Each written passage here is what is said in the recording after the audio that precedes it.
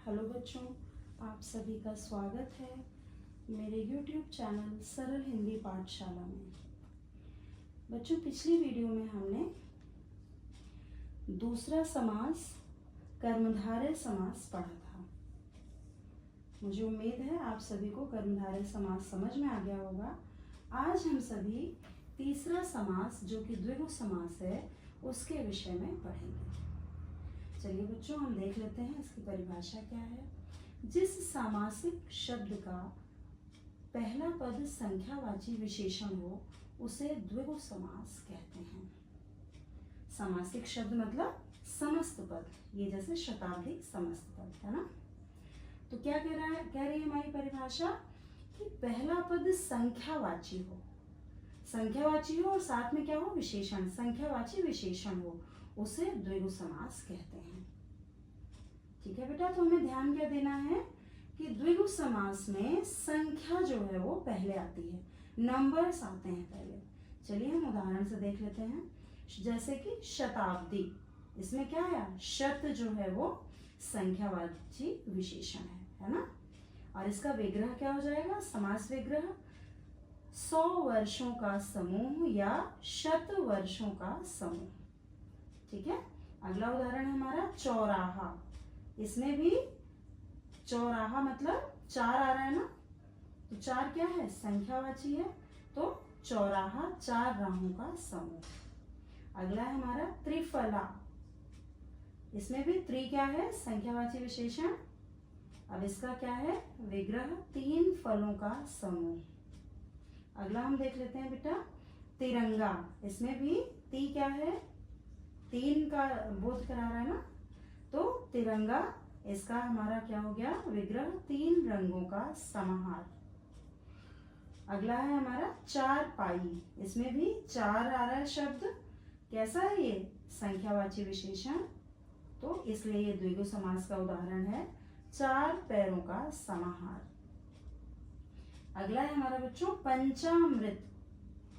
इसमें भी पंच शब्द क्या है, संख्यावाची विशेषण, पंच या 5 अमृतों का समूह। ये आपको सभी को पता है। 5 अमृत हमारे कौन कौन से हैं, दूध, दही, शक्कर, शहद और बच्चों घी, गाय का घी, ये हमारे 5 अमृत माने गए हैं।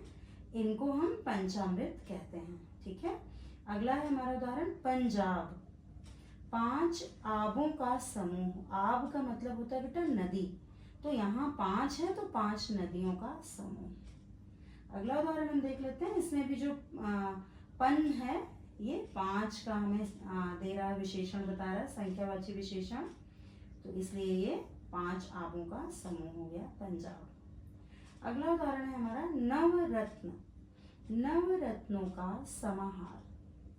नवरत्न होते हैं बच्चों, ये पूजा पाठ में काम आते हैं, तो इसमें 9 रत्नों को मिलाकर एक आकार में ढाल दिया जाता है, तो वो 9 रत्न होते हैं। अलग अलग भी रख लेते हैं तो वो भी 9 रत्न होते हैं। अगला है हमारा सप्ताह, 7 दिनों का समाहार।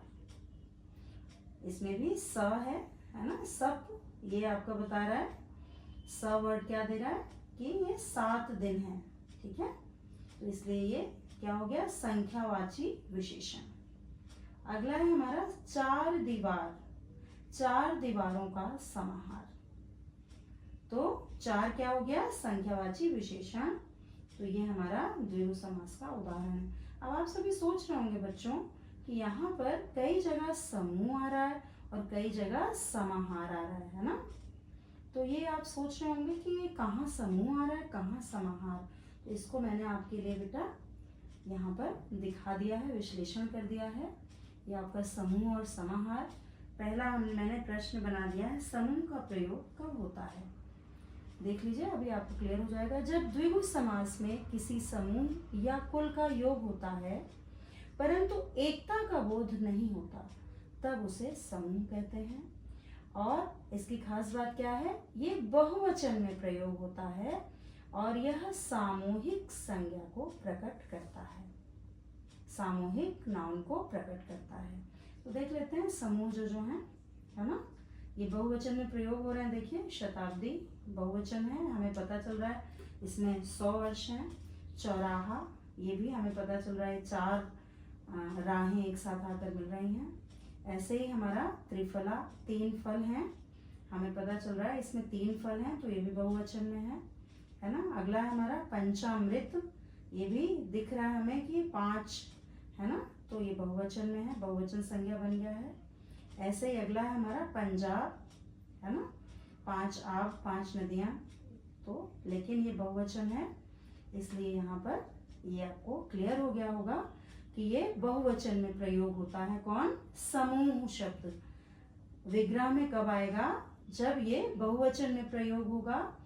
और क्या होगा कि समान गुण वाली जो चीजें हैं एक साथ आएंगी, समान गुण वाली, तो समूह का प्रयोग होगा बेटा। ये आपको ध्यान रखना है कि जैसे ये कई सारे साल हैं वो एक साथ मिल गए तो 100 साल बन गए, है ना, लेकिन जो उनके गुण हैं वो समान है ना। ऐसे ही चौराहा आपका है तो 4 राहें अलग अलग आई समान गुण वाली, वो आपका चौराहा बन गई। ठीक है। ऐसे ही आपका 3 फल हैं, 3 सेम फल हैं समान गुण वाले, वो समूह में रखे हुए हैं, तो त्रिफला। ऐसे ही आपका अगला हमारा है पंचामृत, तो वो 5 चीजें थी हमारी, ये आपके आकर मिल गई, तो ये बन गया पंचामृत, 5 अमृतों का समूह बन गया। ठीक है। अगला है हमारा पंजाब, ये भी 5 नदियां हैं सेम, ये आकर आपको सभी में पानी है, ये आपका यहाँ दर्शा रहा है, तो 5 नदियां आकर मिल गई, तो ये बन गया समूह। ऐसे ही समाहार का देख लेते हैं बच्चों। समाहार का प्रयोग कब होता है? जब कई वस्तुओं का योग होकर एक ही वस्तु का बोध हो, है ना। वस्तुएं बहुत सारी हों लेकिन हमें ऐसा नजर आए कि वो केवल एक वस्तु है। और दूसरा हमारा ध्यान दीजिए, यह एक वचन में इसका प्रयोग होता है। ऊपर समूह कहाँ होता है प्रयोग? बहुवचन में बेटा। और ये जो समाहार है इसका प्रयोग कहाँ होता है? एक वचन में। ठीक है। और ये अलग अलग का भाव, पदों के बीच में अलग अलग का भाव पैदा होता है, बोध होता है हमें कि अलग अलग चीजें हैं वो लेकिन एक साथ मिल गई हैं। ठीक है बच्चों, तो चलिए देख लेते हैं हमारे जो समाहार के उदाहरण हैं। तिरंगा, 3 रंगों का समाहार।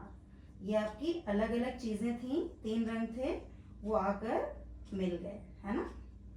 तो अगला है हमारा 4 पैरों का समाहार। अलग अलग 4 पैर थे, वो आकर एक जगह समाहित हो गए, एक चारपाई बन गई, एक झंडा बन गया, है ना। ऐसे ही अगला है हमारा नवरत्न।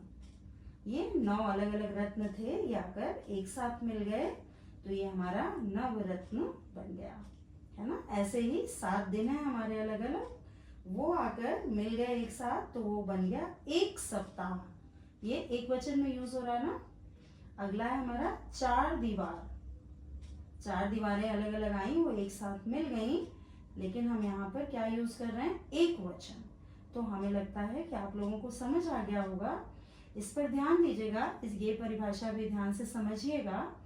और इन सभी को, ये तो बहुत ही आसान है बेटा, जहां भी आप संख्यावाची विशेषण देखें तुरंत समझ में आ जाएगा आपको कि ये द्विगु समास है। तो इसकी आप प्रैक्टिस करिएगा, अभ्यास करिएगा। कहीं भी कोई भी परेशानी आपको नजर आए तो आप कमेंट सेक्शन में ज़रूर लिखिएगा। अब हम सभी अगली वीडियो में मिलते हैं चौथे समास के साथ, जिसका नाम है बहुव्रीहि समास। धन्यवाद बच्चों।